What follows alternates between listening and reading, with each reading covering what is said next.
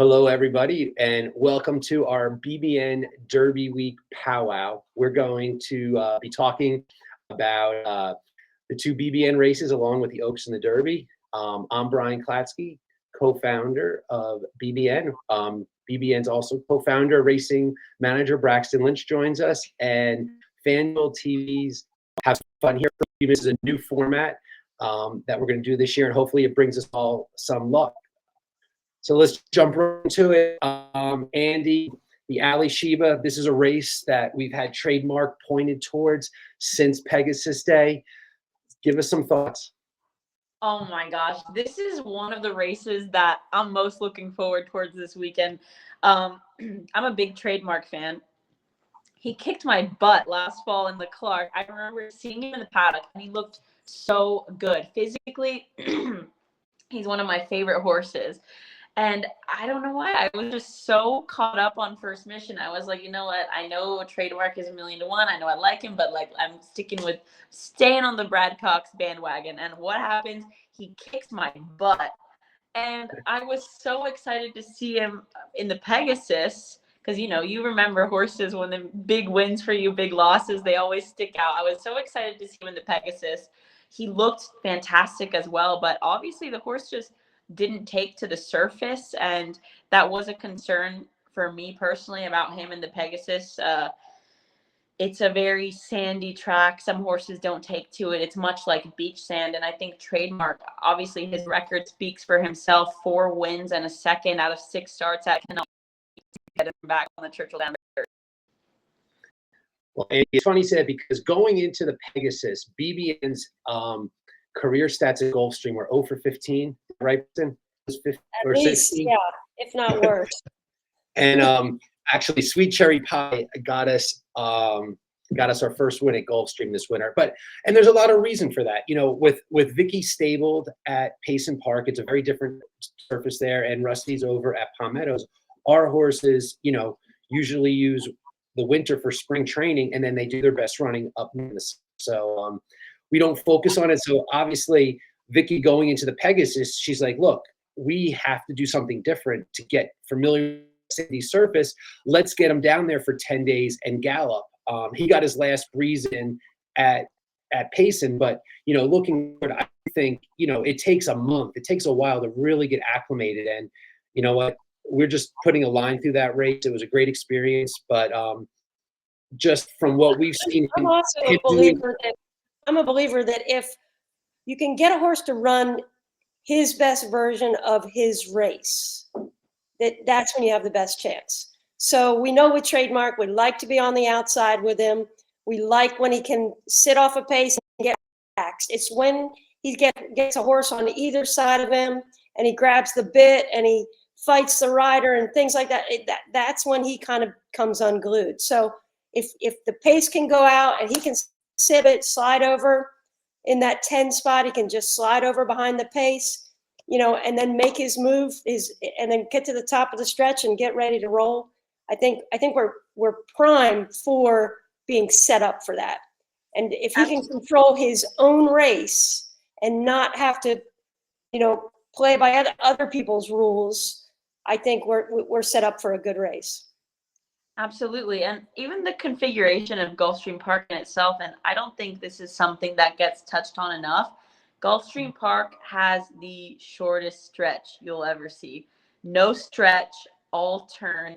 And even when you're riding on it, when you're riding on a track like Churchill, where you have so much stretch, versus Gulfstream Park, where you have a very wide turn and no stretch, it's a completely different configuration. Some horses take to it really well. Believe it or not, horses are left and right-handed. Some horses are stronger on their left leads, stronger on their right. A left lead horse is a horse who you kind of have to make your move on the turn a little bit. And left lead horses kind of like Gulfstream Park because they have got a lot of turn to work with. But Trademark is so strong down the lane. As soon as he switches right and he gets in contention with other horses and he can have that long fighting bid, 9 times out of 10, he's able to come out a winner because that's his strong suit. And unfortunately, at Gulfstream Park, when you get down on the rail, you get all that dirt, there's no room to go and there's no stretch to work with. It just kind of put him in a really bad spot. But like I said, I love this horse getting back to Churchill Downs. Okay, real quick, the weather looks like it's going to be very iffy Oaks Day, so we could be running in the slop. He has run well in the slop. First Mission's never run in the slop, so that'll be interesting. We don't know. What other horses do we like? Do you want me to just start real quick and then we can wrap up this race? I'm picking Trademark. I like him, and I quite like Tumbarumba as well, and Il Miracolo. I might try to beat First Mission. Okay. I do Boy, like. Andy, what's the knock on? Whoa! What's the knock on First Mission? Because a lot of people Don't saying trust coming out of that Essex that he is, Cox has at times said he may be the best horse he's had in the barn. Do we have a knock on First Mission? Yeah, absolutely. I just don't trust him. I don't trust him. That race at Oaklawn, he draws 8 out of 8. It's literally an 8-horse field, and things went exactly his way, and he just took over. Well, come Churchill Downs, it's a much different story when you've got a field of 10 and you've drawn in the middle of the field. We know Trademark is capable of running in these big groups of horses. We know he likes Churchill Downs, and he's kind of versatile. First Mission kind of has one way of going. He wants to be forward and dominating, but I feel like Trademark is a little bit more versatile in the way we've seen him close. We've seen him be forward. He's just a game horse. I've also heard that Tappet Trice is going to scratch. I haven't confirmed that, but that's what I heard. Money Supply is an interesting horse to me. He has got really good sloppy racetrack form. I kind of like Call Me Fast in there, and Steel Sunshine shows up every time. So those are sort of my, along with Tumbarumba, I do like, and I'm not throwing First Mission out. I just can't. Okay. I mean, Braxton, I think field, but that's okay. I just need training. But Friday, we've talked about the sloppy track. There's several of these that have not run on the wet tracks before, so it's going to be very interesting. Do you want to go ahead and start with like who you think might be the in the Oaks? top horses? Yeah. Yes, I love Tarifa. I know that's very boring. She's a 7-2 morning line favorite, but I think year after year, the Fairgrounds route kind of tends to be the dominant force coming into the Kentucky Oaks, as we saw last year with Pretty Mischievous. But Tarifa, she's trending the right way. She has tactical speed. She's run well over the slop. Flavia Pratt knows her very well, and I've seen her in the mornings, although her last work was quite aggressive going to the pole with Flavian on board. She's very kind in the mornings, it seems like. She's forward, she's focused, she's on the bit, but she's a beautiful mover, and she gets across the track very effectively. Obviously, just FYI, what a bear. There is a physical difference from her between the Ashland coming into the Oaks. She actually was supposed to run at Gulfstream, and she got a fever and had to scratch. So Bill Mott kind of had to run her in the Ashland only at maybe 70% readiness. And he's really got her peaking at the right time. She could not look any better. I feel so sorry for the exercise rider. I see him galloping her every day, and she's just dragging him around. I'm like, oh man, he'll like go for the regrab. I'm like, oh no, not the regrab. Like, oh. But she's. I like that. I'm glad you. I'm glad you pointed out Tarifa. I've got kind of a sneaky play on this. If there is a scratch, the number 1 on the also eligible list, number 15, Our Pretty Woman, was not beaten very far by her. And I really like her coming in here. She's lightly raced, but she also has some good wet track form. And I think she's a sneaker coming in here. I agree. And she is a gorgeous filly. I'm actually keeping my 2 in Steve's barn right now. So I spent maybe 10 minutes walking behind Our Pretty Woman in the shed row today with my filly. And her hind end, she's a tank. She's a beast. She's lovely. So I think you're 100% right on that. Good. So I'm hoping for a scratch in there. A couple others I like in there. Torpedo Anna. Kenny McPeak is so good at Churchill, and she's been very impressive. She's lightly raced. I have a little bit of a question on the distance for her, but she does like Churchill down, so I think I do like her. What do you think of her? Okay. I personally kind of love Torpedo Anna because I remember Kenny McPeak back in the fall at Keeneland entered her against open maiden special weights, scratched, re-entered against restricted maiden special weights. She was like 20-something to 1, and she was my paddock pick, and she won by 8.5 lengths that day. She's a gorgeous filly. But you're still in the whole thing. But I don't know if I trust her with all that's going to go on because she's a really kind of quirky banjo string kind of a filly. Like she gets nervous very easily. I mean, the other day Kenny McPeak had her jog a lap prior to galloping, and instead of just maybe backing up to the wire, and she was going bananas. She was losing the plot, sweating, washing out just from having to jog one before her gallop. Like, come on, you gotta have a little more, and that's not her fault. That's nobody's fault. That's just how she is. Mental fortitude. So I don't know if she has the mental fortitude, and honestly, I know she absolutely smoked them in the fantasy, but I don't know how strong that Oaklawn form is gonna hold up. I know I never liked West Omaha.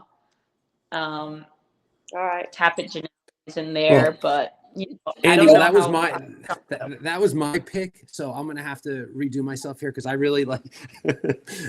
I'm a closet Fast Anna fan. Okay.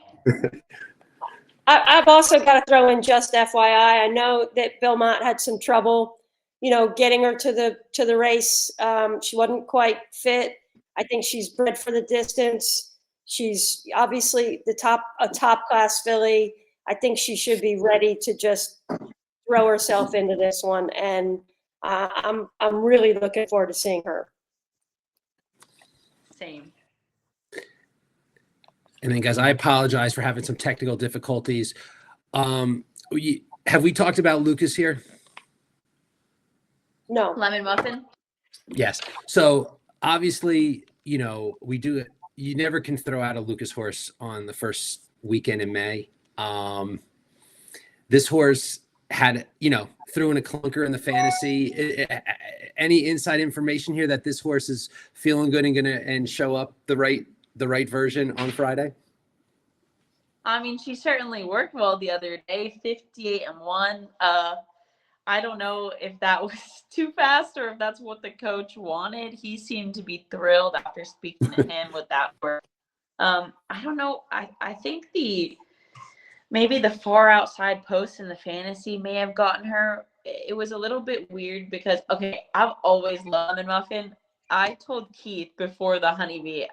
This was before I knew she was entered in the Honeybee. I just saw that she was running, and I was like, oh, Keith, it's a really nice filly. Like, you're going to win on her. And then I was like, oh, wait, she's in the Honeybee. Like, oh.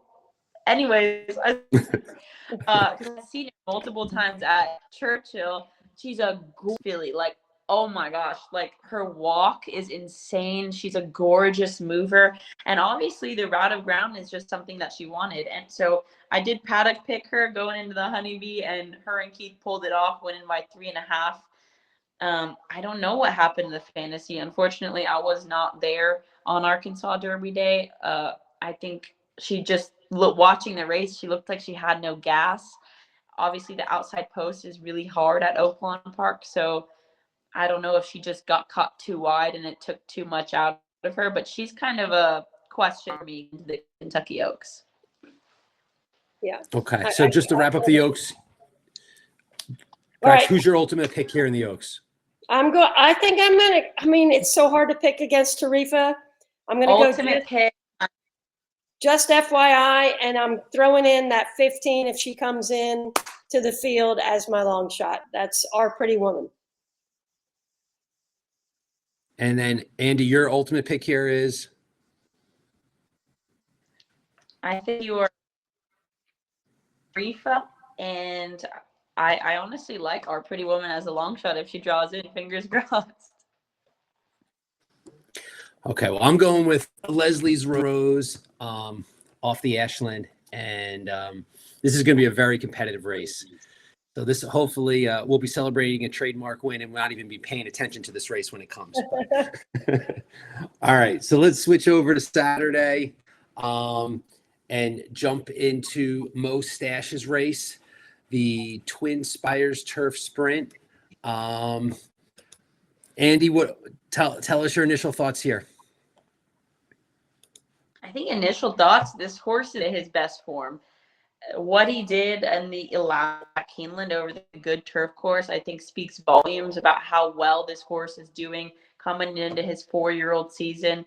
He's a horse who typically improves with a run under his belt. So the fact that he was able to run a lifetime best Beyer speed figure off kind of a lanky off, I think very good indication that he's bound to have a big year. He's run against some of the best, and I think this is just the perfect spot for him. I really think he's got a big shot. Okay. Braxton, what are your thoughts in here? One thing that I thought was really interesting is there's 7 horses coming in to this race off of out of the Shakertown, okay? The Shakertown was run the day after Mo Stash's allowance race at Keeneland. They were very, very similar races. Mo Stash race went 22-45, 56-4, finished in 103-1. And he was on or near the lead for that. The second place horse in the Shakertown is Mischievous Magic. He came from last. They went 21-3, 44-3, 56-3, finished in 102-4. Pretty similar races. One, the front end held up well. One, the closers came. So obviously we know that a lot of these horses are going to be flying at the end. So my analysis is if we are on the front end or near it and we go sub 22, we're going to be in trouble. If we can let some of these like Coppola or whoever, like some of those super fast horses go, if they want to go and just sit off of it, I think we have a chance to be there when the closers come. So that's kind of my look at the race. Okay. No, and I looking at this race historically, this is a Breeders' Cup Turf Sprint making race. You know, last year's winner, No Balls, went on to win the Breeders' Cup Turf Sprint. Historically, there's been a lot of speed in here. I do think there's a couple speed horses, but not like where you have 5 or 6 fighting it. And I do think in the hands of Luis Saez, we will have a very, he will use his tactical speed to put him in a very good spot. I think, in a 14-horse field, the trip does matter at 5.5, but having that tactical speed gives us an advantage for Louis to have him placed in a spot to control his own destiny rather than sort of getting trapped. I mean, this race will give you the best horses in the division over the course of the year. So when I look at who can win this, you say to yourself, who do you see as a potential Breeders' Cup Turf Sprint horse? And those are the names that pop up as who the contenders are here. So I could probably go 5 or 6 deep. I you know me, I'm not going to bet against ourselves or pick against us, but Andie, who would be the 2 or 3 that we should be scared of the most?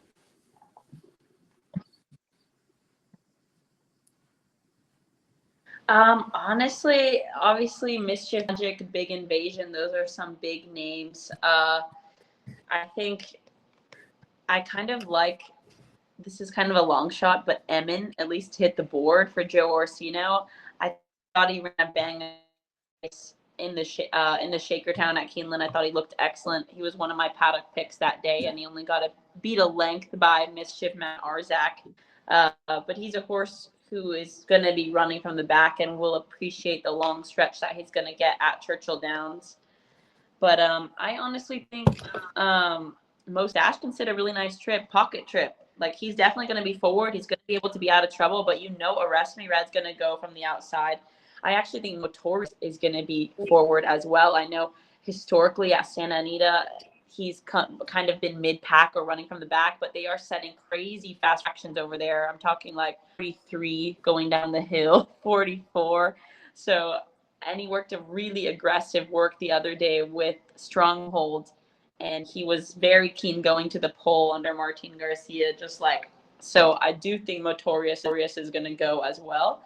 And Coppola should be forward. So I think Mostache could kind of tuck in, but be part of that first flight. And it's really. Okay, no, and I'm just happy we're getting Motorius off the layoff and not with a race under his belt. That is, that having that whole first weekend at Keeneland as a prep weekend for this race has traditionally been really strong for this race. So I am happy to get Motorius, who, obviously at one turn, you don't need as much prep as you would in a 2-turn, but coming across the country, if there's ever a chance that we're going to, have a best shot at him, I think it's here. And the last thing I just want to say is, Mostache, his career took a turn because when we entered for Breeders' Cup as a 2-year-old, he was coming off his best race, and that was off the Indian Summer, and he did not have the money to draw into the Breeders' Cup Juvenile Turf Sprint, and he did draw into the 2-turn race at Keeneland.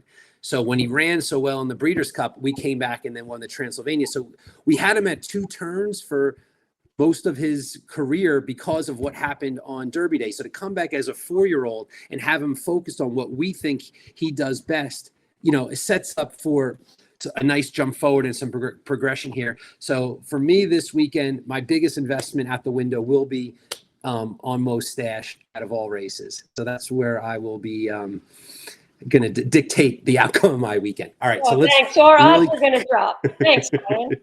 So let's just let's head over to the Derby, wrap it up. Andie, I know you've been told, you've seen everybody, you've talked about everybody. What do you got? All right. I've been very impressed with Just a Touch. I don't think we're going to get 10-1 on him. I think he's got physically very comparable to Sierra Leone in that he is a standout. I remember as these horses walked out into the track for the Bluegrass, him and Sierra Leone were breathing a different air than the rest of the group. It was like a clear, they clearly stood out. The whole group of horses. So I think Just a Touch is progressing the right way, and I do like that he's got a little more tact than Sierra Leone. Granted, I like the post for Sierra Leone. We know the horse can take kickback, but he's got a lot of gears and he takes time to get going. So he's going to be one coming off from the back. But I like Just a Touch. I honestly like, obviously, like if you're purely a number player, he kind of lays over everybody if he just runs his race. With that being said, he's not my favorite horse physically. He never has been. He's a beautiful mover, but he's just not, you don't see him and drool over him. I do have to say he looks a lot better coming into the Derby than he did for any of the Florida preps. When I saw him at the Holy Bull, I was like the most anti-fierceness person in the world because there was no physical development from the Breeders' Cup to the Holy Bull. Absolutely none. But Todd Pletcher's done a phenomenal job because that started to peak at the right time. He looked better in the Florida Derby than he did in the Holy Bull. He looks better now than he did at the Florida Derby. By better, I mean he's holding his condition better. His coat looks better. He's looking alert. So you kind of have to use him, but I'm using him grudgingly, ugh. I've always been impressed with domestic product. I know he's going to have to move up significantly, but his form really got dirtied up in all the Florida races before set. But for me, the way he came from off the pace in the Holy Bull going so wide with zero pace to run at, I think that's a huge testament to this horse's ability. He has the makings of a good horse. I liked his work the other day with Sierra Leone. He seems to be full of run, and I think he's going to really like Churchill. And also, sorry, I know this is like a lot of horses. I do really like Just Steel. That horse dances every dance. He's tenacious. He's going to like the distance. Not getting a lot of respect because I've heard people say, oh, this horse is inconsistent or he's spotty. Well, honestly, no, he's not. I mean, since the Ed Brown, he's hit the board every single time other than in the Rebel, in which he went 5 wide into the first turn, was arguing with Ramon Vasquez the whole way. And he's kind of a horse who needs to be forward. I don't think he likes to be behind horses by any means. He kind of gets in this where he wants to fight the rider. But if he can just get out and get a clear trip, I think he's one to watch at a big price. Okay. Braxton, what are you thinking? So I agree with a lot of those. I mean, fierceness numbers are, you can't argue against those. I do think he's running on a track that sort of suits him in Florida. And I think that there have been small fields. And I don't know if the two races he ran, badly. The first one, he was pinballed at the start. And the second one, he lunged at the start. So if there's any chance he doesn't get a good break, I think he could fold it up. I don't know. So I mean, that's my big concern with him. If everything goes his way, I think he's the best horse on paper, and he could, get out there and set fractions. I'm not sure how much actual true lightning speed there is in this. So I think, you could get fractions that are a little bit better for him. And that's gonna hurt some of these closers. So I've got 3 closers on my list. Sierra Leone is obvious. I like Catching Freedom. I think he's improving. I think he's bred for that. Honor Marie, who likes Churchill. I don't think the racetrack's going to be sloppy Saturday. He did have a bad race in the slop. So I do like Honor Marie here. And the other one I'm just going to throw in there is Mystic Dan. That's kind of like my. Okay. And then I got one quick question for you, Andie, here. Sonny Leone proved us all wrong where you need a big name jock to win the Derby. I got to be honest with you. I'm an honor code guy. I love Honor Marie, but I don't know this jockey. Who is Curtis? You know what? I know Curtis. Okay, good. So wait, like, is he international? I don't know. Like, I don't know. I wish I had an interview, but I'm just being brutally honest. I have no idea. So wait, let me ask you this. So in big moments, making quick decisions, just like a basketball player, baseball player, the Derby's the same thing. 20 horses. There's a lot of information, a lot of different things you've never seen before. Obviously, Sonny Leone figured a lot of stuff out under pressure with Rich Strike. So it's hard for me to toss anybody. But is this also Keith's first Derby as well? Yeah. So that's Derby. So you've got 2 with first time Derby riders, and 10 years ago I said it's now. Yeah. But Anything's possible. The thing about the Derby, I think that could helps a lot, is there's always pace. It's the Kentucky freaking Derby. The gates open and those jockeys see blood. I swear, it's like a war. Yeah. It's panic. It's like the Hunger. I think they panic and they're like, I have to do what my instructions are.